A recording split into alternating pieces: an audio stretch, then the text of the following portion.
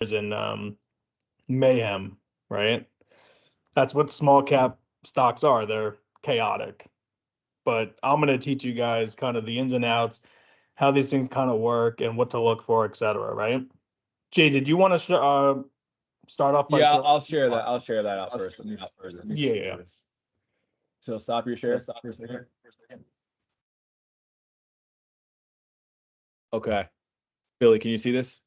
Yep. Okay, guys. So you can go to the next slide. All right. So small caps, right? Obviously, way different than what Brett and Jay play daily. You've seen the explosive moves that these guys could have.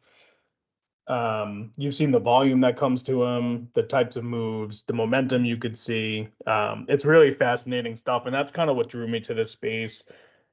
I'm just too impatient to wait for like a large cap play to materialize. It's just like who I am, and I just found that there was more adrenaline and excitement in small caps for me. So I saw a lot of people when I first started trading really doing well off of them.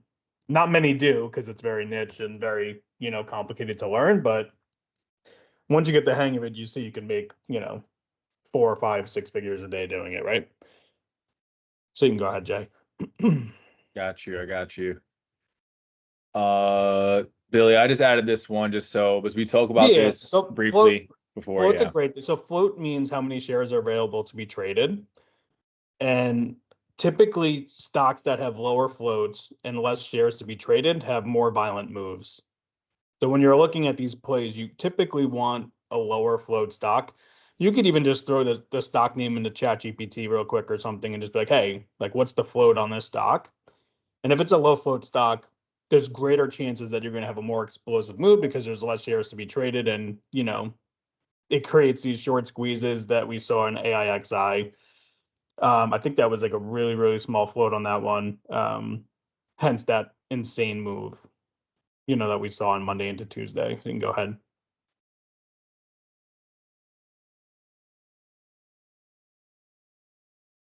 All right.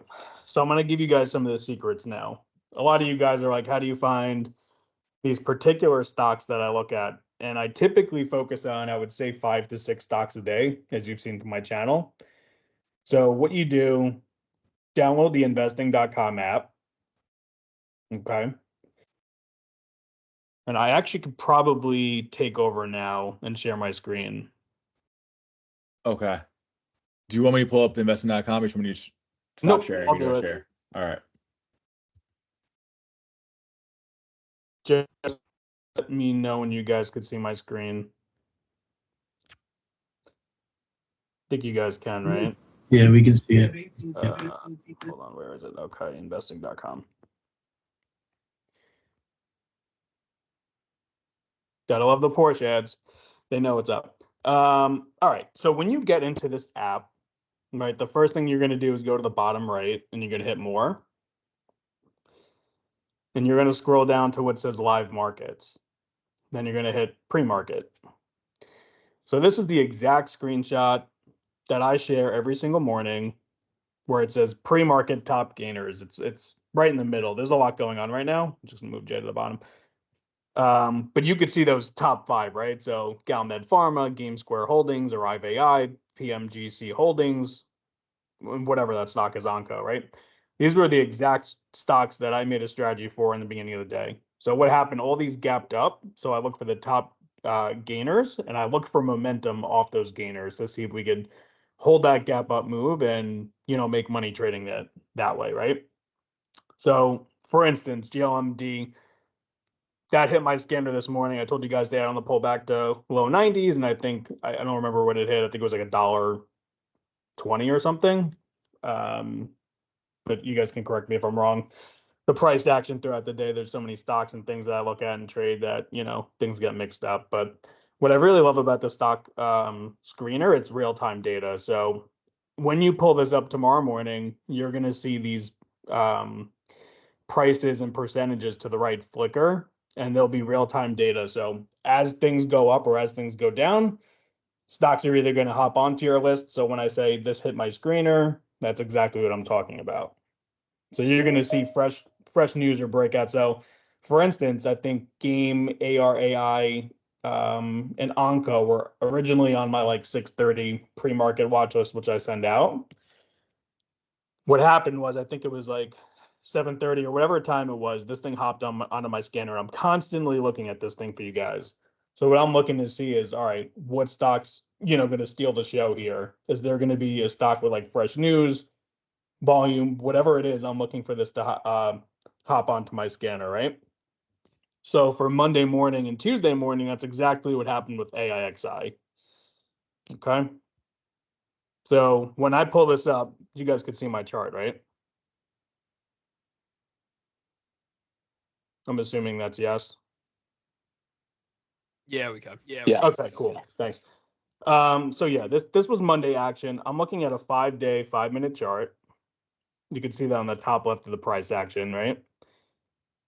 And from 4 o'clock on, we got a massive move, right? So as I put in our channel, you could actually go into your news feed and scroll down, right? So 4-6. What happened was, hold on, let me find it. Let me open up one other article. Right here. All right, so gainers.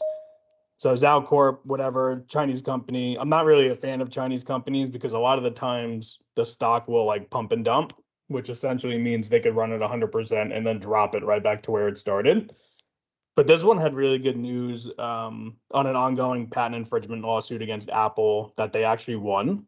So when I see like good news headlines, cancer news or, like just great earnings or whatever it is, like a great headline, and I see volume and action on that headline, that definitely just jumps right into what I'm going to play for the day and what I'm going to watch. So if you look at this volume here, and you could see me highlight over this first 5-minute candle at 4 a.m., in that 5 minutes, you had 12.5 million shares traded, which is great volume.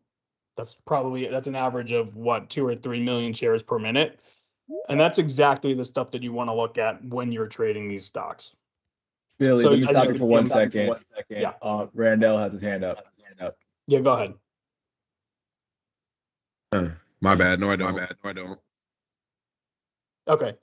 Hands down. And yeah, I'm going to be taking tons of questions later, guys. Again, this is just, I want to start at the top of the move. So we just went over how to screen for the stocks, right? So AIXI from the start at 4 a.m. was on the scanner. I believe it was about 8 cents the day before. Let me see. So if we go back to Friday's action, yes, this was 8 cents. Okay. And what happened was it had a violent gap up, which you're seeing right here. Okay. So what happened was at 4 a.m., this opened up at 17 cents, hit a low of 16 cents, and exploded all the way up to a high of 24 cents. So if you do the math on that, and I'm not saying you have to be good at math to do any of this, right? That's a 50% move in 5 minutes. So if I'm a short seller going against a stock, right? I'm borrowing shares, I'm anticipating this price to go down. What happens? You're down 50% in 5 minutes, you start to sweat. Just as if you were to take one of my long positions, the price drops 50%, you're like, what the heck's going on, right? So when you're a short and that happens, you get nervous. You have to cover your shares. So when you go long on a stock or you buy shares in anticipation that the price is going to go higher, you buy and sell, right? But when you short, essentially what you're doing is selling the shares at first, and then you're going to cover or buy back those shares at a higher price for a loss, right? Short sellers make money when the stock price goes down. And if you guys have questions on this, I know it's kind of loaded and complicated to understand at first, but when you get it, you'll get it. And we're happy to like walk you through that. So what happens here, right? So we get a high at 24 cents. We're continuing to go up right here, 24 cents, and you get 26 cents. So what I'm looking at here, after a massive move like this, you never want to chase the highs. I always recommend just waiting for a healthy pullback, which you'll see in my chat a lot. Let the stock settle, let it cool off a little bit, and then really start making it mark off some like supports and resistance levels, right? So at this point here at 5 o'clock, you see a low of about 22 cents, which is like, I think that was the first level I mentioned on Monday. Okay. So when we hit this, and this green line on my chart too, if you could see it, it's kind of hidden underneath the red and green candles, but that's a moving average line, or what Jay would say is the mean reversion, right? It's kind of like a magnet for the stock price to go to. And if a stock price can hold this green line and bounce upwards, it's a bullish move, right? And just for your reference as well, guys, this purple line right above it is VWAP. So I talk about that all the time in my words. It's volume weighted average price. And that essentially acts as a support or resistance level throughout the day. When a stock price is trading below that VWAP line, it's typically a bearish sentiment, unless that stock price could reclaim that VWAP and trend higher, right? And if the stock price is trending over that purple line, it acts as a great support. It's a bullish sentiment, and you can expect prices to go higher from there. So essentially at 5 o'clock, we settle off to a price of around 22 cents right here, right? We start bouncing up with the anticipation of hitting our first resistance level, which is 26 cents. So why do we call this a resistance level, right? We're calling this a resistance because that's where the price failed to go higher. As you can see, there's a few candles here. You're hitting about 26 cents. The next 5 or 10 minutes later, you're trying to hit 26 again. And on our candlestick lesson, this is a inverted hammer here. So essentially what happened was bulls tried to take this price higher. You can see that went to a high of 26 cents, right? And actually closed lower at 24 cents. So this is a sell-off right here. So bulls tried taking this past this 26 cents resistance level, and that price action got rejected. So that's our first resistance here, this 26 cents. So what happens on this pullback, right? The bulls are like, all right, this has been an awesome move. Like I tell you guys, let's take this pullback. Let's expect, to try to retest those pre-market highs or that first resistance level. So it happens at 5:50 or 6 o'clock. You really start stalling out around, 25 cents here. You're failing to retest this first resistance level at 26. So what happens there? Since bulls see that essentially the price is not going to go higher, that's when short sellers start stepping in. That's when bulls start, either taking gains or breaking even. And that price settles at our first support level. So as you can see here, this is 22 cents. So what happened was after our first pullback, we're at this zone of 22 cents. We went up, and where's the price settling? This is becoming our first support level, right? So far we have a support of 22 cents. We have a resistance of about 26 cents. We're starting to really set that zone up for the day of where this price action can trend, right? So here comes 7 o'clock. So 7 o'clock opens up, us thinkorswim people come in, or Robinhood, whatever you guys like to trade on, and the price just gets rejected right through that support immediately. So what happens when support levels break, right? They now become resistance levels.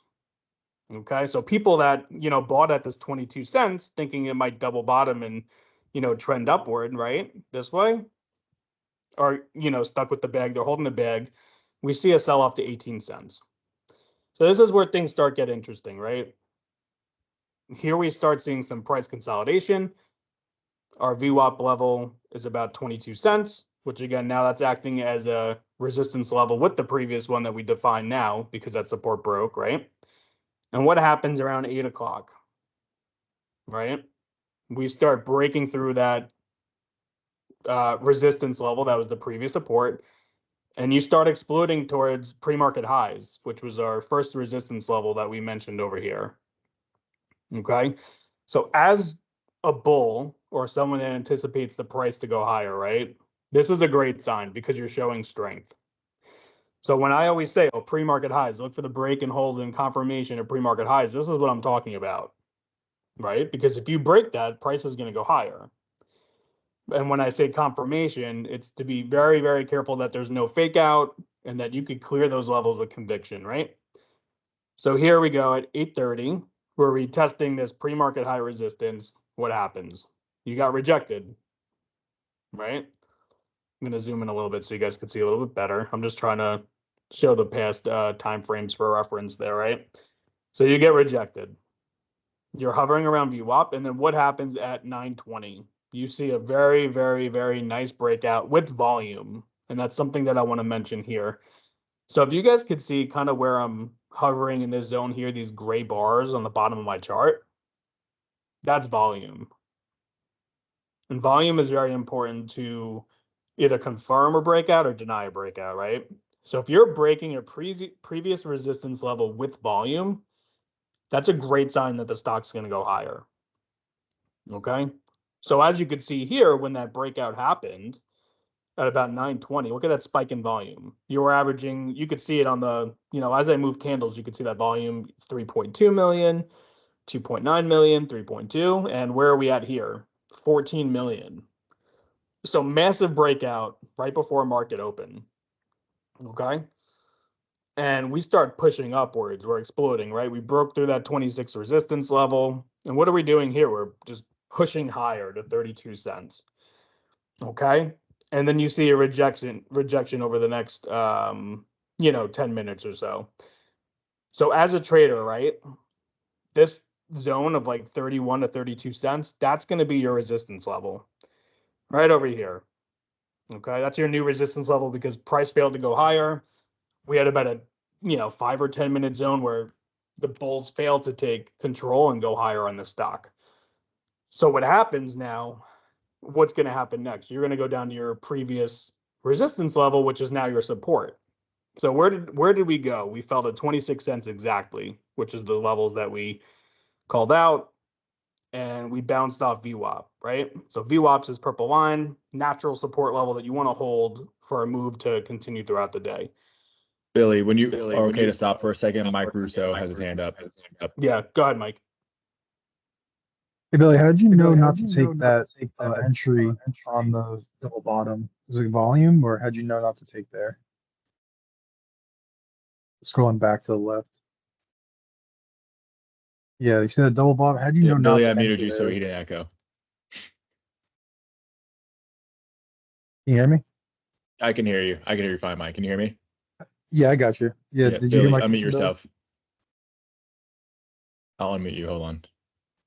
God damn it, I can't unmute you.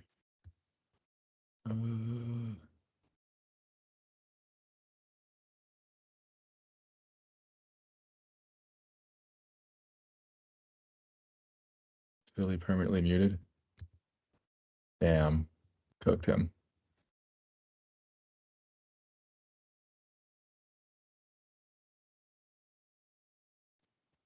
All right. I'll Yeah, mute you Jay, anyway. after someone asks a question, can you just unmute me if you're going to do that?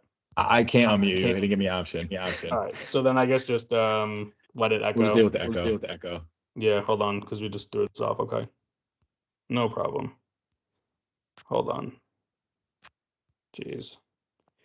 Okay, now we're good. All right, so Mike, your question was, why did we not take this entry of a double bottom? And that answer is because there was no confirmation. So what happened here, right? You see that price retesting this mean reversion, which Jay and Brett call that. I call it just a moving average line. It never took over that moving average line here, and then it never kind of had that move upwards to retest this 24, 25 cent range. So it tried, as you can see here, the bulls tried to make this like attempt to go upwards, but there wasn't enough momentum here. And if you are going to take this trade, make sure that if you take this trade, if it starts going to 22 cents, I would get out. Because if this double bottom fails, you're going to see more downside like what it did. And again, in this case, right, like things don't always go back up. So this 18 cents could have went way lower. You could have went back to 8 cents. AIXI was obviously a monster, right? But as I always preach, you got to be on defense mode at all times. Capital preservation is key in this game. And if you don't, you got to make sure your winners outweigh your losers, right? And if you're not doing that, you could have like $1,000 winning days in a row. But if you lose 5,000 on the next day, it's just not a recipe for success in this game. So, Mike, did that answer your question?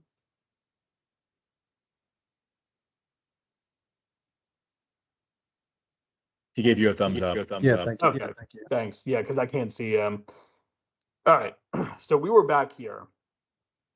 So what happened? I think we were right here, right? So we're at VWAP. The bulls tried off of VWAP to push the price action forward. And what happened? We couldn't necessarily get back to that 31, 32 cent market open range, which we saw. So when that happens, right, and you start seeing a sell-off, it's more than likely or not, you're going to see new lows here, which we did. So we sold off to 23 cents. But why I really, really like this is we mentioned the initial support zone of 22 cents from pre-market, right? And when if that zone holds and continues to hold, you're going to apply pressure to bears. And the bulls are really going to see this as an opportunity to be like, hey, they couldn't break through pre-market supports. This could be our chance. And this is exactly what starts a power move here, right? So we're underneath VWAP trending here. And you see this nice spike in volume over VWAP. So we were trading about 2-4 million shares over these 5-minute candles. And what do you see here? Through VWAP, we exploded with 12 million shares. So not only is a VWAP break bullish, but breaking it with volume typically means that a move is going to go higher. So as you can see here, we start cranking up. And where are we going? You're going to retest your market highs now, which was that 31 or 32 cent range. And that's exactly what it did, right? So we start going up 32 cents. And like I say, when you're retesting these key levels, you got to wait for confirmation. So again, wait for that candle to close, wait a minute or two, make sure you're absolutely going to base above that level. Because as you've seen, when we were on live talk with, I think it was UCAR guys, I think a few of you were on that live session in the Discord. We watched it fall from 270 to like $2 because that new high was never confirmed. So this is how they shake the amateurs out all the time. And there's all these fake outs, sellouts, all that stuff that happens, right? But what we saw here is we started seeing around 1150. And again, the most important thing is if you're on Thinkorswim, right, you can hit this little bell and you could set alerts. So when I'm laying out these key pre-market levels, make sure you're setting your triggers that, hey, if this is greater than or equal to this price, they'll let me know. So I won't miss these moves ever. I don't have to stare at my phone all day. I'll set these alerts, right? So that, hey, if 32 cents breaks and I see that pop up on my phone, all right, now this is of interest to me because I have conviction that we're going to make new highs. And that's exactly what we start doing. And this just becomes a monster and snowballs into one of the best 2-day moves I've seen in a while. So again, we cleared at 31, 32 cents. And what happens? We have a nice healthy breakout here to about 42 cents. So now at this point, God, I think this was up 150%, something along those lines. And just for you guys to know, as a small cap trader, and as crazy as it sounds, the larger the percent gain in the day, the more explosive the move could be. Because if I'm a small cap trader, right, say something's up 50, 40%, as a short seller, that's not a lot to take the stock price back down. I've seen it many times. Stocks can go up 50, 60, 70%, and shorts will take it right back down to a 0% or even red on the day. But when something's up 100, 200, 300, 400%, that's when shorts are like, oh shit, I'm screwed. Because they're just stuck, right? Like say someone shorted this at 8 cents and this is 40 cents now, they're down 500%. And if you short a stock, the loss potential is unlimited, where if you go long on a position, say you enter something at 8 cents and it goes down to 0, sure, you lose 100% of 10K you played. Now, if you short $10,000 at 8 cents, you could lose $50,000. Because when you're shorting something, you're on margin, you're on borrowed money, borrowed funds, and you're just getting destroyed, right? Hey, So Billy, back to this, we were sorry to saying cut you here. off. Someone asked me a question. Go for it. They asked, how do you add VWAP to your chart? So if you're in here, I don't know what platform you use, but I could speak to Thinkorswim.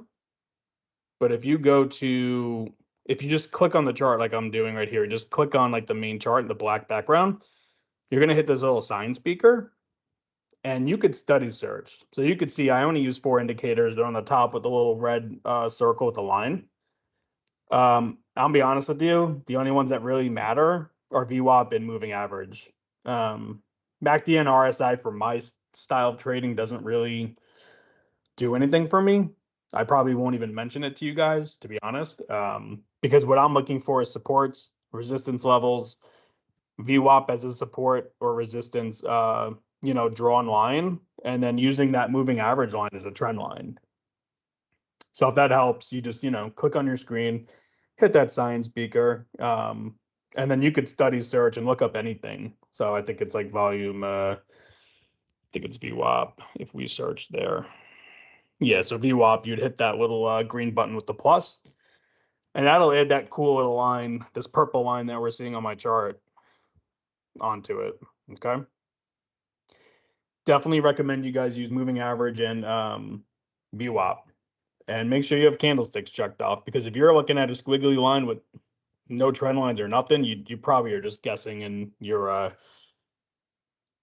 taking a gamble on everything you're doing, right? Billy, while you're on indicators, we have Mhm. another question from Justin. Which EMA do you recommend? Yeah, so I think I have the if we go into here, I use the 21. So again, if you're going into moving average exponential, and if you hit length, you could adjust that. I recommend 8 or 21. I like to have a little bit more range with the 21 day. But again, I recommend you kind of cycle through the days. Research what are the most popular ranges and see what works best for you on your chart and when you're trading. Anyone else have questions, or am I good to kind of move on here? Yeah, Okay. I have a question. Yeah. So on that break that you were just showing us that like had the confirmation, what there would show you that to enter the trade, like the break of right there. Yeah, so right here. So if we're talking previous market open, right? In this case, you could see the price kind of broke through right here. You're gonna want to see a candle retest that level and confirm. Because say for instance, your price breaks through 31. I've seen it, God, tens of thousands of times. I mean, I've been trading for a while now, that it could look like a clean breakout, and then you'll see a massive red candle down, and you'll just be holding the bag on a fake breakout. So what you want to do is you want to break through those previous highs. You kind of want to retest those highs and just make sure there's confirmation. So this is good confirmation at 1150 that, hey, all right, this is confirmed. We went back to retest 31.32 cents. And now you're seeing a great candle with volume too. This is 20 million shares, right? So again, great volume through that breakout of a previous resistance level is a great confirmation. So I hope that helps. But yes, as I list out those levels. That did help. Okay, perfect. Yeah, it's just, you want to make sure that there's volume behind these breakouts, and you want to make sure that your price can just retest that previous breakout zone, and then you see this confirmation here where you're just continuing to break higher here. And as you can see, the volume really starts pouring in here because people like myself or even short sellers are like, oh crap, I'm either going to start getting squeezed, which is exactly what happened, and shorts had were forced to cover their shares, or you're, as a bull, you're just, the fear of missing out really kicks in. You don't want to miss a nuclear move, which it was exactly this. Billy, So we have yeah, another question. Yeah, great. I mean, I encourage you guys all to ask questions. Leisure as we Suit walk. Larry is asking about EMA trend. So I posted in chat that we generally use 8 for trend, right? 21 for our mean reversions. And Larry's asking if above is for bullish trend and below is bearish trend. So I'll let you take that, Billy. Yeah, so exactly, right? As we break through in this point right here, this moving average line, right? As you can see, price tries to kind of retrace to that zone, and we bounce. And then what happens when you're overextended from this moving average line? Just like Jay previously explained in his last class, it's going to act like a magnet. So whatever that distance is that you're moving away from the moving average line, you're typically going to see that sell-off, which is a pullback. This is what I always mention on breakouts, like enter on a pullback. If you're buying here, you're sweating. If you're buying at 42 cents and chasing the highs, that could be the last time you ever see 42 cents again in your life. Okay? So never chase these highs. wait for a pullback. And as I was saying, 31 and 32 cents was our previous resistance, right? Now that is a critical support level. And if you see this white line I just drew on my chart, you could see this price right here sticking at that level, that 32 cent, 33 cent level right here. So what happens when previous resistance levels are broken? They're now supports. And this price is beautifully respecting that support level there at 32 cents. So as you can see, we're kind of hovering around this moving average line. We retraced from our highs. We retested it like a magnet. And what happens here? We're holding our previous support level of 31, 32 cents. And the bears just can't break it. So look at this action that happens after, guys. This is when things just get freaking insane. I get excited talking about this stuff because, and it's hard, right? Your mind's racing when this is happening in real time. It's you got to make quick, decisive choices, but you also have to be smart. It's very, very tempting to, want to just enter wherever in the hopes that you could hit it big. And let me tell you something, my trading's all about base hits. It's not about home runs. Yes, I've hit home runs, but if you could stack $100, $200, $300 a day, I mean, it doesn't take much, guys. You make $100 a day consistently, that's an extra $25,000 a year in your pockets. That's a lot of money. That's a great side hustle, right? $400 a day, you're making six figures off of this. So think about quality setups, think about consistency, right? And just think that the trading day is very long, as we saw today, right? We had, God, I don't even know what the hell the ticker was, DKI. I trade so many of these things, and I honestly don't even know what the companies are. I just trade the momentum, right? But there's always opportunities throughout the day. So you can't let fear of missing out take over your strategy, and you can't be impulsive with this stuff because you'll get smoked. There's people that do this for a living. They're professionals. They've studied these charts for years like we've done. And we know where we're entering. We know where we're exiting, right? So going off this, right, we held our 32 level support beautifully, right? And what happens? We start going up to the next resistance level, which would be right here, 39 cents. And then you could say probably that 39 to 42 cents range is your kind of resistance level here. You're opening at about 39 cents. I'm just looking at this, and you're closing. So you close this candle 39, you opened here, and you kind of just flushed out, right, over this 10-minute period, and you hit highs of 42. So that now is the new resistance level that for continuation in a play, you got to break that level. So after we bounced off our previous support level of that 33 cent area, the bulls just keep taking this higher, right? And we're starting to creep up. Sorry, Billy, one more time. Okay.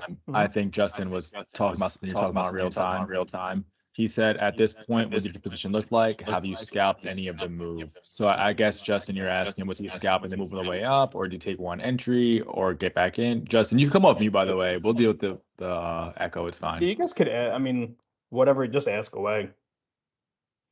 But I think I heard the question, and listen, I'd be crazy to tell you that I hold this move all the way through. That's bullshit. Any guru out there, or any of these people that claim themselves as fucking gods in trading, it's not the case, right? In that moment, and I look at 1 minute, there's a lot of things that make me really question moves. If I feel like that momentum is really starting to shift in the trade, I'll take profits. So say I entered at that 32, 33 cent range, and I see that we're starting to retest this 40 cent area, and that there's just no breakthrough. So in this case right here, right? If you're going up, you're hitting this 42 cents at what's this time? 2:30. I suck at military time. And you're rejecting it. I might say, hey, let me just take profits, and if this respects my levels going forward, I'll re-enter a trade. I love riding the waves of a stock. I'm not one to just go into a stock and just diamond hand it. I'm not. And if I would have done that with GameStop, I would have made $2 million on that trade. That's a different story for a different day. AMC, I've left millions of dollars on the table. A lot of the guys could tell you that. I was in GameStop before it exploded, and I didn't hold it because I just respected my rules. And sure, you can get lucky, but I guarantee you there'll be a time that you get burnt out. Guarantee it. So in this case, for instance, if I'm seeing that I'm starting to struggle at our previous resistance level of that 42 cents, which we marked off, right? I might close it out, or I'll close out 50 or 75% of my position. And I might say, hey, let me just let this like other 25% run and see if it has that juice to go through. But very often too, I'll just sell out and then I'll re-enter on the dip as long as those levels are respected. There's no right or wrong. Listen, we all analyze charts like different ways. I'm in defense mode. I always am. And my goal at the end of the day is if I'm green, I'm making sure I'm green by the end of the day. I don't like taking red days. I take them personal. So, you know, you just got to like do what's best for your strategy and how you're feeling in that moment because everyone trades these differently, right? But I could tell you that I was scalping this all the way up to $1, $2, wherever we hit, right? I hope that answers your question. But I hope you guys are starting to kind of connect the dots here that there's no fancy indicator that's going to, you know, make you hit these home runs, right? It's all about determining supports and resistance levels. You're trading within that range and you're seeing how does price act off of whether you're breaking a support level or breaking your resistance level. That's all this game is. Okay. So what happens here at about 3 o'clock now, right? 250. Look at the massive volume, 22 million shares in this candle. Like we discussed previously, volume with the break of a support or a resistance level is going to dictate the move. So what happens here? We just continue marching on like a freaking animal, the stock, right? So you're hitting 48.7, you know, 52.43, 55. So what happens here, right? You're breaking through. You could buy that breakout as long as you feel that there is conviction that that move is going to hold. But what's good here too is another entry would be, let me wait for this pullback. And again, I only say buy the breakout if there's conviction, right? So if you see like, all right, this broke 42 and we're just running now, like catch it early if you want, but also be ready to take your loss if it like goes against you, okay? But the higher probability setup here is when you see this run, and again, like I've said, you're going to wait for that pullback. In this case, the upper band of VWAP, which is like this thick yellow line. So if you see my down here, right, where it says upper band, average exponential, VWAP, lower band, this is like the upper band range of VWAP. Typically, you know, when you're above VWAP all day, you'll trade between the purple line and then the top yellow line, right? When you start seeing price break through this upper band, that typically means you're going to see some parabolic price action on small caps. And that's exactly what happens here, right? So you're breaking through, you get this pullback, you're kind of retesting this upper band line as if you would retest this moving average line, and you start just taking off. Like this thing at this point, God, from 8 cents to you're almost up 1,000%, I think, at this point from Friday's closing price, which was 8 cents, right? And you just start exploding. And as scary as it sounds, guys, these are the moves that you make the serious money. Don't be afraid to take trades, right? Be cautious, but also don't be scared. Money don't make money. If I was scared every day and didn't trade these stocks, guess what? I wouldn't have made like 70K the past 2 weeks. That's just part of the game, right? Okay, but again, the same rules apply here, right? So if you're starting to break out, you're going to kind of want to look to see, all right, where are the new supports? Where are the resistance levels? So again, 42 cents that we mentioned previously, which is a resistance, is now a support level. That's how it works in this game. So if you break those resistance levels now become support levels that must hold. Otherwise, you're going to start retesting previous support levels, if that makes sense, right? So yeah, we just keep going on here. You know, you can claim that 50 cents right here as a support. This kind of action right here. You got some nice basing and consolidation in this range. You break out, you know, 64 cents. And you just, as you can see, when there's these strong uptrends, there's really like some serious potential to be made, right? And just some thoughts over these like penny stocks, right? Anything under $1, I call a penny stock. Definition wise, I think it's anything under 5, they categorize it. But if you start seeing a stock go 70, 80, 90 cents, oh man, I would say like 3 or 4 out of 5 times, you're going to see $1. So you're always going to see me say, hey, let's aim for $1. Let's aim for $1, because that is a psychological resistance level. Okay. So just as if, you know, Tesla's at $100, $200, $300, it's the same concept. They treat those round, appealing numbers as like a resistance or a support level.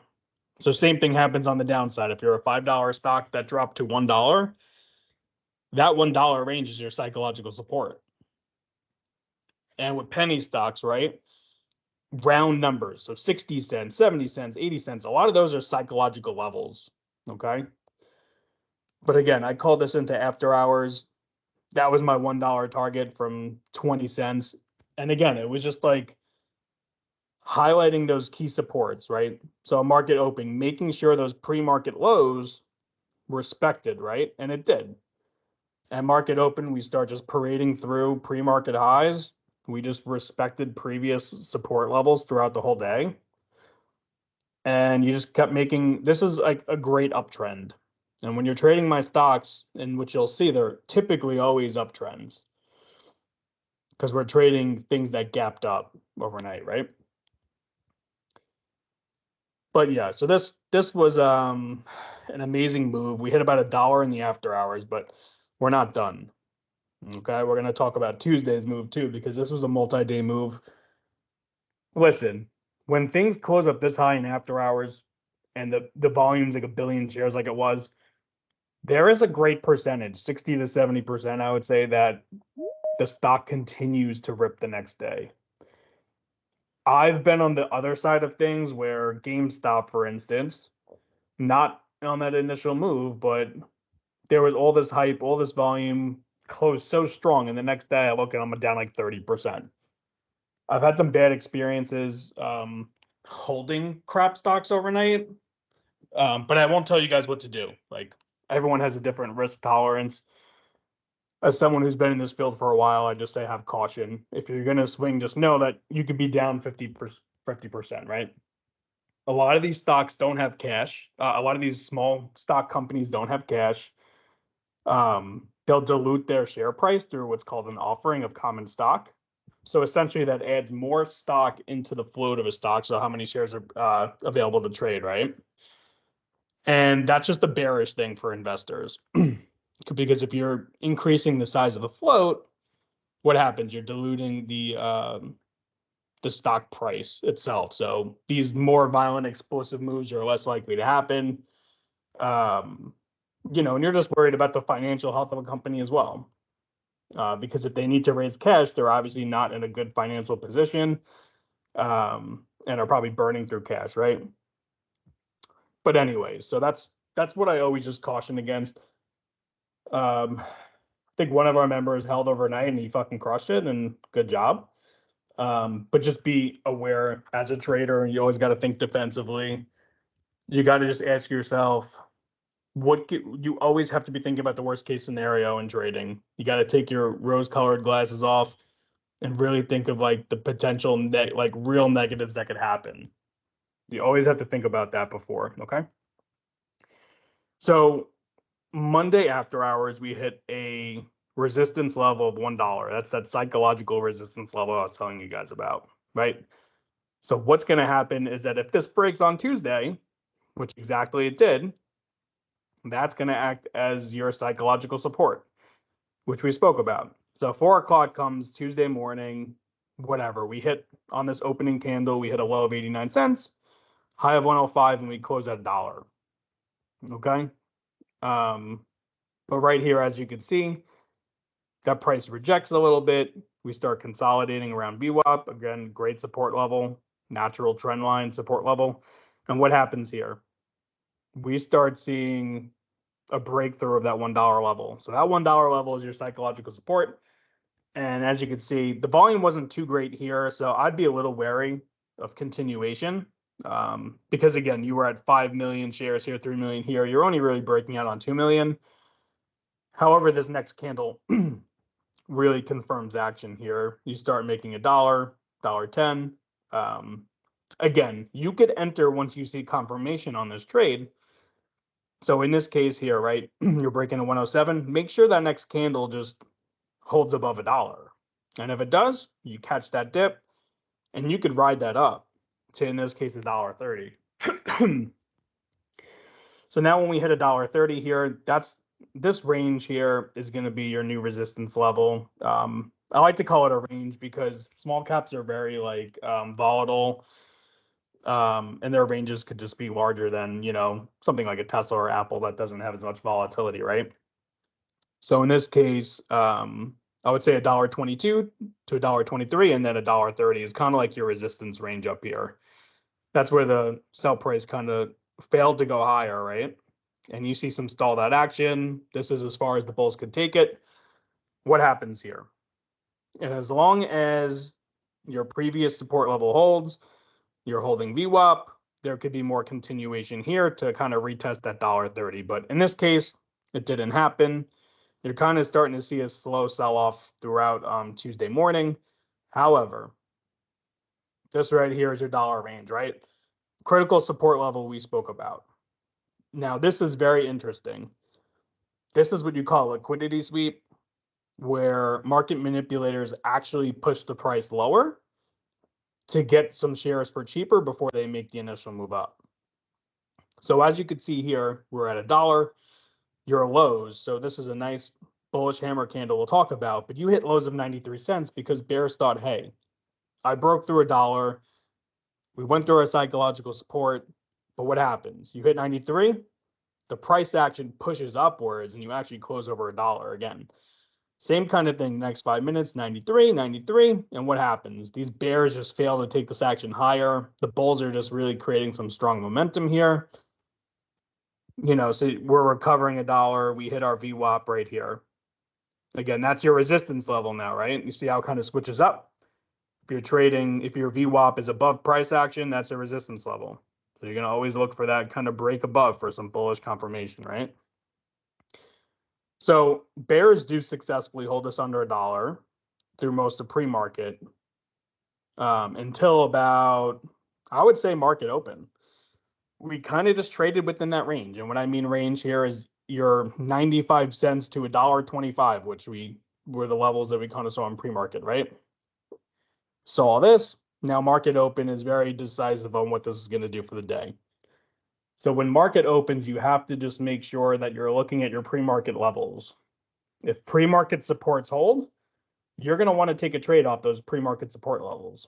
So in this case here, if $1, my entry here would be $1, right? Again, so we wait for market open. Again, $1 is failing. We hit as low as I think 89 cents at one point, right? Or 91 cents. I'm dyslexic. And we start just kind of selling off here. Now 10 o'clock is where the fun happens. Right here, you got some massive volume pouring in on these gray candles. You see that spike in volume? It's exactly what we spoke about earlier in confirmation of price action and breaking through previous levels. So right here, if you were a short that was taking this down to 91 cents and you get stuck in this massive candle, so this is a great big body of a candle, which Jay and Brett were talking about on our Tuesday session. You see the range of this candle. This went from 95 cents to $1.25. That's a 30-cent range with massive volume. We're talking 8 million shares on this candle, 14 million shares, 16 million shares, so forth. So what is price action going to do when we start breaking through these levels? We broke through that $1 resistance level. Where's that next resistance level that we spoke about, guys? That $1.20 to $1.30 range, right? So where does this price go? You're going to retest your pre-market highs. And this candle at 10 o'clock exactly did that. You hit $1.24. What does the price action do? The price action pulls back to $1.21 in the next 5-minute candle. We're waiting for confirmation on that breakout. So if you hit 121 and you start holding that price action to the previous highs of 124 and you start pushing up, as long as you confirm that price action and wait and are patient, you could buy in. Just don't wait too long to buy in on that breakout and make sure that breakout is legit. Okay, you always want to wait for confirmation. Or the nice safer entry is waiting for that pullback to this moving average line right here, right? Waiting for that pullback, and then you start seeing this candle action. As soon as you start seeing this candle reverse off that moving average line and start uptrending, that's a beautiful move because you can expect that like a next leg up over here, right? So again, at this point, we're at $1.47. Again, guys, keep in mind this is a massive 2-day move. This opened up at, this was 8 cents on Friday, and now we're talking $1.50, right? Like absolutely absurd move in that price action. So we pull back here, right? And where do these lows sit? These lows sit at exactly, I think, 125, this range 123 to 125. And that was an important level that we highlighted earlier, right? There's a nice resistance level that was broken that's now a support level. So you're starting to hold this act. Sorry to cut you off again. Quick question. Yeah. So someone asked, out of the names you play, how do you find out like what's your favorite name? Is it based off the levels you mentioned? Like obviously I know it's not picking a name out of the hat and going off of that. Yeah. So But absolutely like, great question. yeah. I'll take it over. So a few things. Volume, making sure that you're starting to see surges in volume on a name. You could have something that trades very strong pre-market volume, but as market open happens, you could see that volume fall off a cliff, right? And what happens when there's lower volume, that means lower liquidity, which means that you have a harder time getting out of a stock if you take a position. The next thing I look at is trend, right? I only like to trade uptrends. And what I mean by uptrends is that you're continuously making higher lows or higher highs. So in this case here, you're pushing up, you're making higher lows, you're making higher highs. Pushing up, higher lows, higher highs. Get the point? You want to make sure you're trading something that has a strong uptrend. Because if you're going long, you want to make sure your chances of that trade being successful are higher. If I see something selling off all morning, you don't want to take a long in that. You don't want to just go against a trend and say, oh, this is bottom, because let me tell you something, there is lower can always go lower, is what I could say, and higher can always go higher. And in this case here for AIXI, higher kept going higher. So if you're a short betting against the stock, you got absolutely cooked. Okay. So volume, trend, and levels. That's it. Those are like the main things I look for. Obviously, catalysts are huge. In this case, like it had really good news too, so that that kind of adds to your success percent rate. But yeah, just kind of making sure that you're holding pre-market supports, or you're breaking through pre-market highs, or your opening candle, like which is your resistance for market open. Is that breaking, and are you making newer highs off that? Billy, is there a certain number of volume you look at for like shares traded in the first hour or something like that, or just what do you look for in I volume? think anything that trades, anything from like 500,000 to 1,000,000 shares a minute, I like. Okay. But that doesn't mean I haven't hit trades where you're trading 100,000 shares a minute. I would say that if you're on an uptrend and the more volume that you have, that means the more interest in a stock. Okay. If there's more interest in a stock, there's more fear of missing out. You start seeing volume pouring in, your chances of a successful trade just skyrocket. Once you start seeing volume taper off, though, you got to be really careful because liquidity drops, and the percent success rate of that trade working out can drop. There's no set number. I like higher volume per minute. All these stocks that you see hit my pre-market scanner, a lot of them are just 10 million shares, 100 million shares. And when you see something that trades 100, 200 million shares in pre-market, that's definitely something you shouldn't look over. That's a lot of activity for a pre-market before the bell even opens. So, again, no set number, but, just be mindful of how many shares are traded and what you're seeing per minute, 5 minutes. And another good thing too is to look back at previous time frames and see what's the relative volume, like meaning that how many shares does this stock trade typically? And on these stocks, very often, a lot of them are very, very, very low volume traded stocks that no one cares about. Like, who the hell cares about AIXI? Guys, I made so much money off the stock, but I could not tell you what they do. That's not my trading style. I find what moves for the day, and I make my money, and I toss it to the side, and I probably will forget I even traded it. Like, I probably couldn't tell you half the names from this morning I trade because I look at it as just, a different chart. I'm not studying the balance sheet or, how financially healthy these companies are. I'm seeing what's the interest here. Is there a scalp that I can make that could make me some money on the daily? Is there volume for that move to continue? So yeah, I hope that answered your question. Anyone else have questions or? Yeah, one more. Okay. So the levels you post in the morning, like how do you, I know there was a slide on it, but some people came in late. Just how do you find those levels that you post in the morning? Yeah, so I think the important part's to just look at previous time frames to really dictate targets, right? Past price performance levels will dictate, the range of a stock.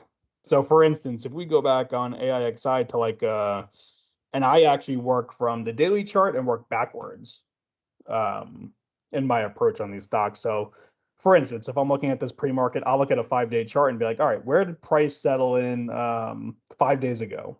Okay. And if you look at this, if you go back 5 days, right? Look where this price was.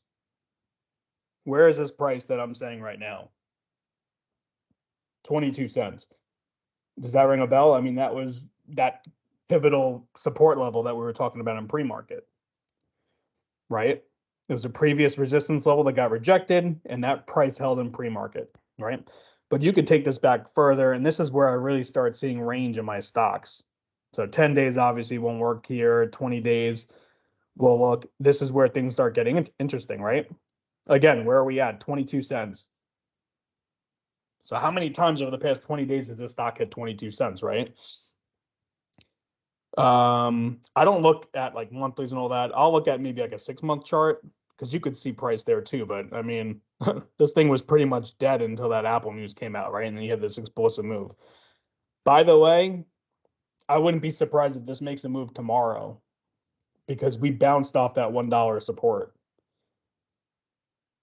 with nice volume as well, right? Well, actually, relative volume versus this, it's a little lower, but just keep it on your watch list for tomorrow.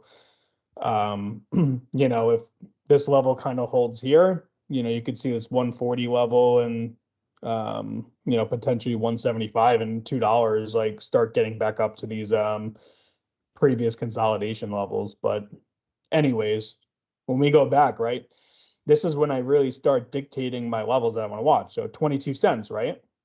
Where was the range above that?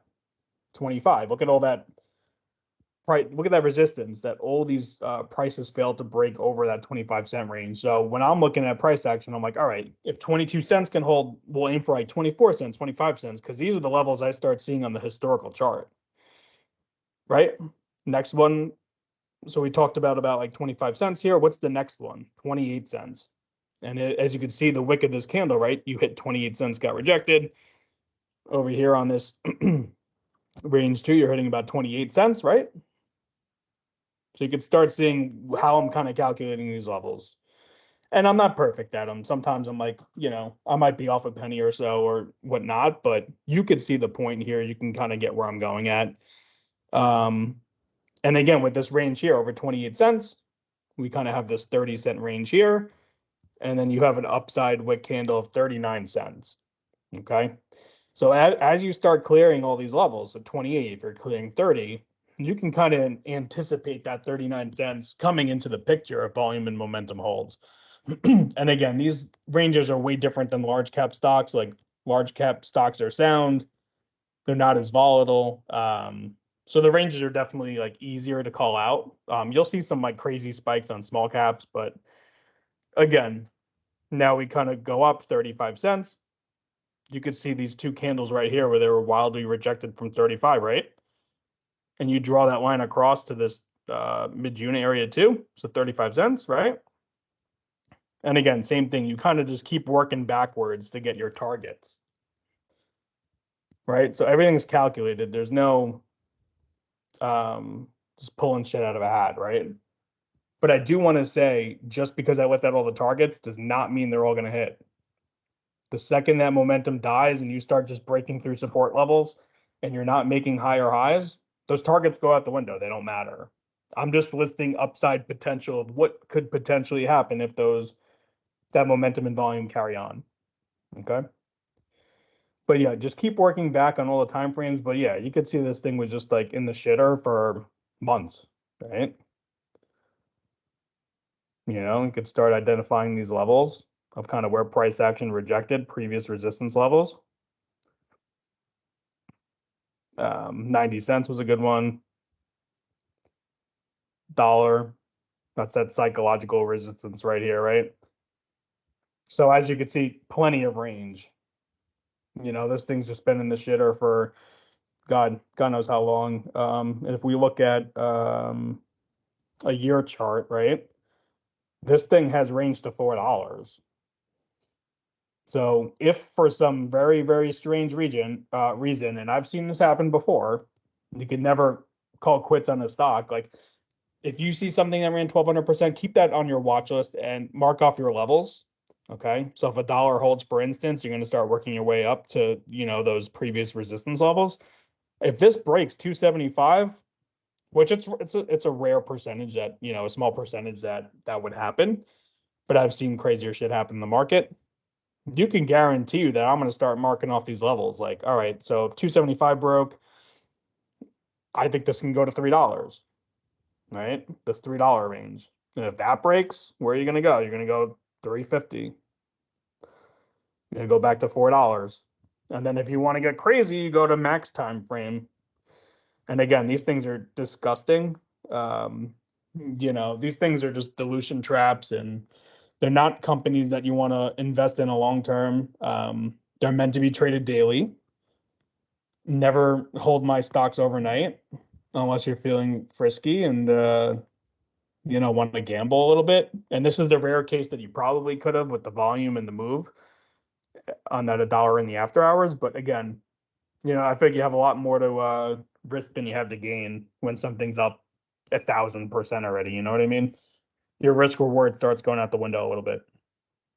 But yeah, I think this was a solid first session, guys. I'll probably take some questions, over the next 5 or 10 minutes and then call it for the night. But I hope that my explanation and of, creating these supports and resistance levels, using a VWAP as a support or resistance level, using that moving average line as a trend line, and, having the price action kind of be a magnet to it and, kind of bounce off that as a trend line, right? And a perfect example here, you can just kind of see, his price just kind of continuing to bounce off that trend line. And what happens right here, right? You have a double top, you fail to make higher highs, you're naturally going to retest that previous support level. And then if you break through that, you're going to follow the next support level, etc. It's all calculated, it's all range bound. You don't have to say the RSI is 10 or the MACD is converging. Like, yes, all those things work, and probably for larger cap stocks, but for my stocks, it's all about range.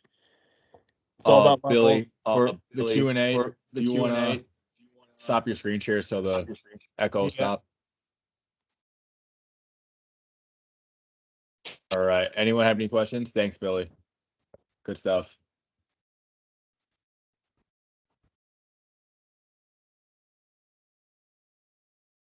No questions? Hey, Billy, it's Justin here. I have a quick question. Yeah. So I know you mentioned GameStop, and I know that you were talking about how you could have held and made a bunch of money, but you wanted to respect your rules, because if you break your rules often enough and long enough, you're going to get burned. Yes. I'm curious, what are some rules that you have for yourself that made you respect GameStop, or even this stock here, AIXI, that made you scalp a bit once it hit certain levels? Could you give us some examples? Yeah, I think it's just looking at things as like a risk reward. So again, AIXI, you're up 1200%, right? A move that's so insane. And a lot of the times that momentum doesn't carry into the next day, right? Moves like that aren't common. You could find them in the small cap market. We'll find about, I'd say about 5 or 6 massive ones per year. Back in September, when we had a smaller group, I found a 5,500% stock in one day. It was OCTO at the point. But like, just a rule is, just respecting capital, not doing anything reckless. And you respect your levels, Billy, too, though. When you're holding runners, but when Billy's holding runners, or any of us, we try to at least like we're not like, oh, this is gonna go to Bitcoin's going to $1 million. Like, no, like we're using the actual levels that are on our chart, and we're Yeah, respecting those levels. Like, exactly. Just like respecting levels, respecting your intuition is super important as a trader. If you're not comfortable taking a trade or holding a trade, don't be in it. Have conviction. Trading's all about conviction. It's about confidence in, yourself and what you're doing, and making sure that you have a plan for your trade when you're entering and exiting, just like those levels that I kind of outlined before. I had $400,000 in GameStop, that could have turned into $2.5 million or something on that. I got it when it was like $50 before it ran to 500, right? But again, you don't know these moves are going to happen. and we have people we know, Billy, that let $400,000 gains go on a small cap. Yes. You remember that? Yep. I know exactly what you're talking about. Yeah, exactly. And he blew his whole account. Yeah, exactly. So, like, would you rather walk away with the 400K and respect the levels, or potentially just lose 400K in one single trade? Like, Yeah, that's like life-changing event right there. So, gotta be smart about it. And like the most important thing is like if you're taking losses, stop revenge trading. Like you're gonna dig your hole deeper. Sometimes it's better off if you're having a bad day, just walk away from it. Because $1,000 a day down could turn into 10,000. I've been there. I've lost $100,000 in the day before. I've been there. I've lost 100,000 a day probably a few times, to be honest with you. I could probably name the stocks in the days that it happened. Well, not the exact days, but like the year. You kind of just don't forget those trades. They're like ingrained in your brain forever. But I call it tuition. You got to treat this as if you would, treat getting a degree in nursing or business or teaching, and you put the time in it. You do 4 years of study, if not sometimes 8, to be a doctor. And you pay how many thousands of dollars for tuition? I mean, this should not be treated any differently. Yeah, and you're still even overnight. and how many years in, you're still learning every day, Billy. Like even now, like I'm getting like better every day. I'm like learning about yourself. Like trading will teach you a lot about your discipline, how you act in like stressful moments. And I think as hard as it is, you kind of have to throw the emotions out the window. As long as you're trading with a plan, know how much you could lose from that trade. Okay. And then, calculate what reward you can get from that trade. I think with my stocks, it's very much so hot potato. As you can see, Octo, OCTO ran a lot today, and what happened? It fell like 50, 70%. So once those support levels start breaching, you guys got to get out. Stop holding, stop wishing for a prayer. You're going to get fucking burnt, and you'll never come back to this game again. Because I can tell you the 90% that don't make it here are the ones that just walk away after losses. But if you're throwing risk management out the window, you're just not going to make it. Yeah, and like you said too, Billy, when those levels hit, respect those levels, because like if you ever find yourself hoping something bounces, if you're hoping while you're in a trade, you shouldn't be in that trade. That's the answer, just cut it, Yeah, if you're praying, take your L, move on. Oh God, get me out of this trade. Like you're cooked. You're already cooked. Literally cooked. You're ready at that point, like cut it. And trust me, I've been cooked before. Billy's been cooked. We've all been cooked before. So that's why we're saying it. Like, don't do it. It's not worth it. We've learned that's how we're consistently profitable, me, Jay, and Brett, in our own different trading styles. We've taken really hard lessons. I'm sure Brett's lost hundreds of thousands on the trade. I'm sure Jay's lost a lot of money on a trade. I mean, it's just like part of the game. But iron sharpens iron, guys. If you want to be the 10% and you want to be great at this, you gotta also like take what we're putting in our channels, go back, look at those levels, look what we're doing, apply that to a stock, right? And just journal your trades, really reflect on your trading day. What could you have done better? I mean, I posted in the profits. I started off, I think 1,400, but ended up with like 9K on the day because of that one trade that we caught. But, you just always just gotta be aware of what's going on and know that, maybe you're having a red day at 8 o'clock. It doesn't mean it can't turn to a green one, but don't revenge trade and just, play smart. So sorry for the whole tangent, but a lot of like lessons to be learned in this game.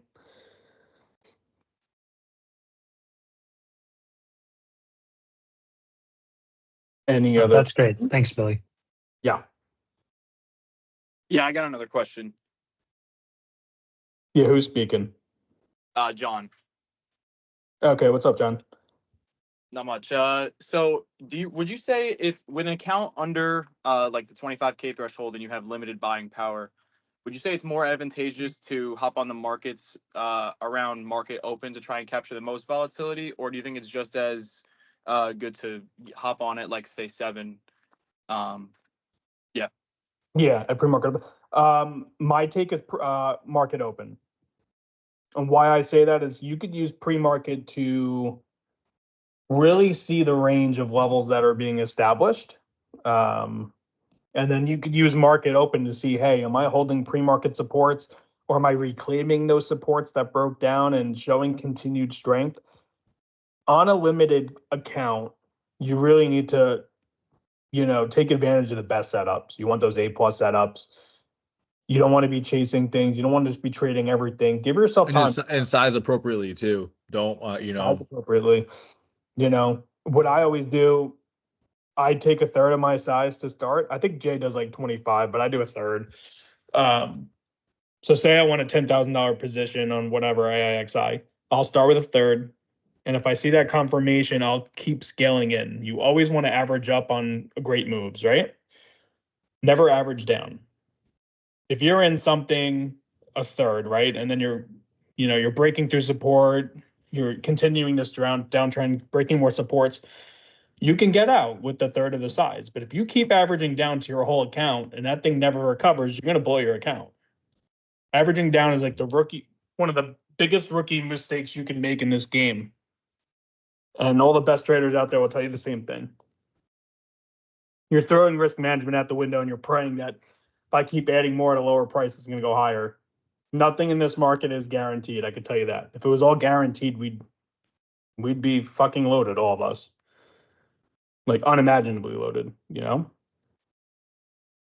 So yeah, my suggestion, I would say wait till the market open. Wait till you really see a good setup that you like. And play it appropriately, scale in properly. Because pre-market's more volatile, right? You're kind of still in that zone of creating supports, creating resistances, finding that range in pre-market. But your chances are higher at market open. And you've seen that. Like I could be up 1,000 or two in pre-market, but I can end the day up $10,000. And that's coming from market open, or it's coming from like afternoon breakouts with volume and confirmation that like DXI, I think it was, right? What was the name of that? DKI? Yikes. I really don't even know the tickers of the ones that I trade. It's crazy. Yeah, DKI was DKI, thanks. yeah. I'm mixing up AIXI and DKI, and I don't know. There's a lot of letters. But yeah, I mean, it took us till 3 o'clock to get a really massive, great move today. And there's days like that. Like today was a really, really weird small cap day after such strong momentum we've been seeing. We've been seeing like rippers right off the gate at market open. There really wasn't any of that today. But as you guys saw when I was sharing my screen, if you set those alerts on your phone of like, where the resistance has to be, broken with confirmation, that could really tick you off later in the day to a move that could potentially happen, like DKI. Like that thing ran from what? Gambino, we were talking about it, 70, 75 cents, right? And before you knew it, that ran to $1.25. What's the math on that? I mean, 50, 60% in minutes? That could have totally changed the fortunes of your whole day. And, the market's about timing. The market's about patience. No one will ever be 100% right.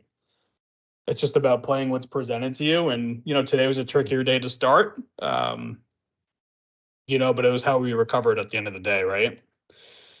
So say you have a $5,000 account and, you're trading 2,000 a day, maybe you stick 500 in one trade, 500 in another, you know what I mean? Give yourself a few trades. So if you take red on one trade, give yourself that capital to make it back, break even, or end up green on the day.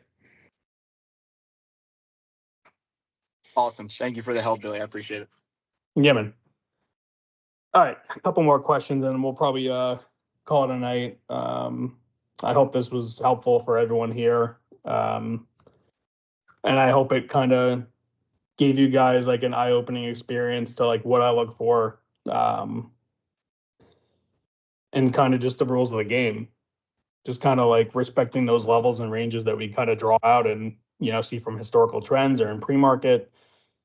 And, mixing that with volume and VWAP and, a couple other indicators to really see some great stuff.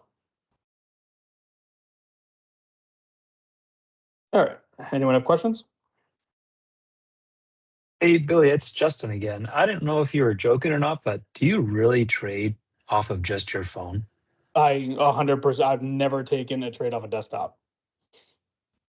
Wow. I Okay. swear on everything in my life, I have not. So it's actually really funny, and I'm sharing from my Thinkorswim app because, I have an iMac sitting next to me for the past 7 years that I've never like touched, and it's just a comfort thing for me. I've learned on a phone. I've like perfected my like strategy on a phone. And it takes away a lot of noise for me. Like, yes, I could have like six charts up on a screen for me, but I like just focusing on one at a time. I like, getting that tunnel vision, zoning in. And some people might call me crazy, but it's worked for me, right? Doesn't mean that's going to work for every single one of you in this chat. But yeah, I just flip between Discord, typing messages on the phone, go back to like my charts, and I try to do the best I can with you guys. It's obviously a lot, but yeah. So the guys will give me shit from time to time, but as long as I'm printing those $1,000 days, I don't give a shit. I guess, like you said, brother, trade with conviction. Yeah, like you'll find what works best for you guys, and you might say fuck small caps, or I want to be an options trader. I want to be, a large cap swing. What I do is not for everyone. There's higher risk, higher volatility, but as you can see, the rewards are sick. Like if you can make $1,000 a day, you can make $250,000 a year just off a couple small trades from your phone. When I go, I've taken trips to like Dubai, Maldives. I traded from my phone in a pool and stuff. It's like really cool just being able to click buttons on your phone and make like people's yearly salaries in a month, or there's like you really got to just dedicate your time to this craft because there's nothing out there like it. We'll say it over and over.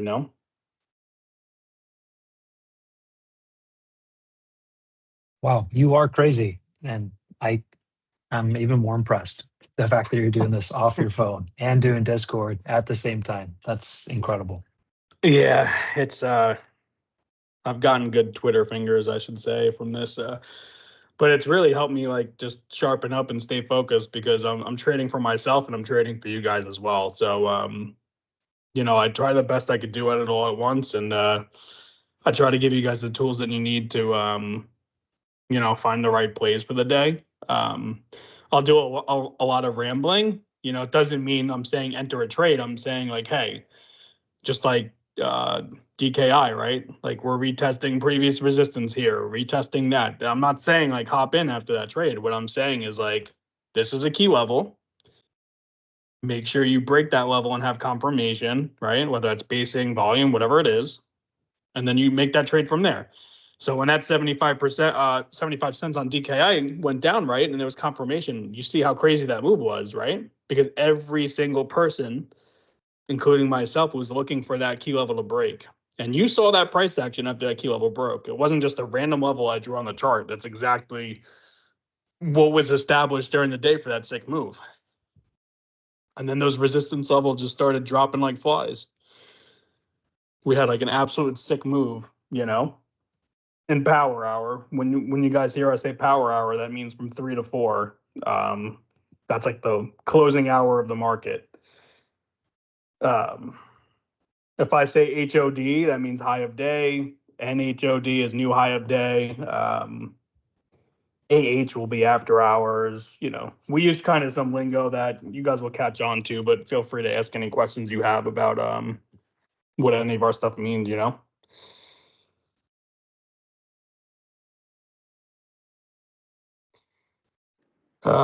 it possible for you guys to add that somewhere? Yeah, that's a good idea. I mean, yeah, I'll talk to Brett and Jay and see what kind of, maybe under educational material, we could just add like stock lingo. What do you guys think?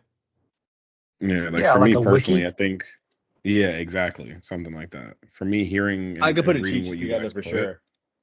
gets a little overwhelming, especially when you don't know. So Yeah, I think that's like super valid. And, we apologize if we say things you guys don't understand. And, because we're just so used to that lingo, but for sure we'll clear it up and, ask questions, if anything sounds crazy to you, because it probably is crazy. Yeah, I'll put a cheat sheet together for that for sure. Cool. All right, I'll take one more question and then I'm going to hop off.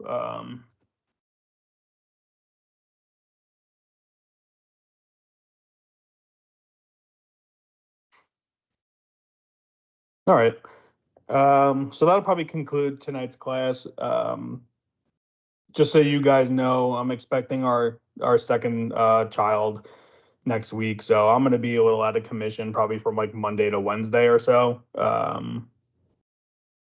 So, obviously family first. Britt and Jay will hold it down with some cool large cap movers and what the market's doing there today. I think Jay also committed to charting out some of the plays. All small That caps, yeah. my scanner, so you guys can look at those levels. But yeah, just gonna use some time for family next week. Because that's all that matters at the end of the day. You can make a lot of money, but if you don't have family, what's life, right? Yes, sir. All right, guys. Well, I really appreciate you listening to me rambling on for an hour and a half, and I really hope that this helped you guys in your understanding of what I look for every day. This won't be the last one I do. I'm sure we'll do this once every other week or whatnot, at least once every other week. I would love weekly, but with the newborn, I just gotta, see what the baby's like and the schedule looks like. So, but yeah. Yeah, we're gonna do the at least one education session a week though. So like the one I did on Tuesday with Brett, more so we'll do that on large caps kind of and kind of make it, like I said, a foundational thing, learning about technical analysis. So we'll still keep those going up too. Awesome. All right, guys. Well, have a good night, and let's make some money tomorrow. I'm gonna be Yep. up bright and early to list out my stock screeners. I encourage you all to download that investing.com app, give it a try. It's super exciting stuff. You'll see what all the stuff when I say it hits my screener, hits my scanner. Those are those new fresh news or fresh volume plays coming in. So yeah, give it a go with me tomorrow. Try it out. Try to apply what was taught in tonight's class. And if you guys have questions, you guys could DM me. Thanks, brother. Early congratulations, man. That's awesome. Yes, congrats, Billy. Thank you guys. Really appreciate it. All right. I'll see you guys tomorrow. All right, have a good night.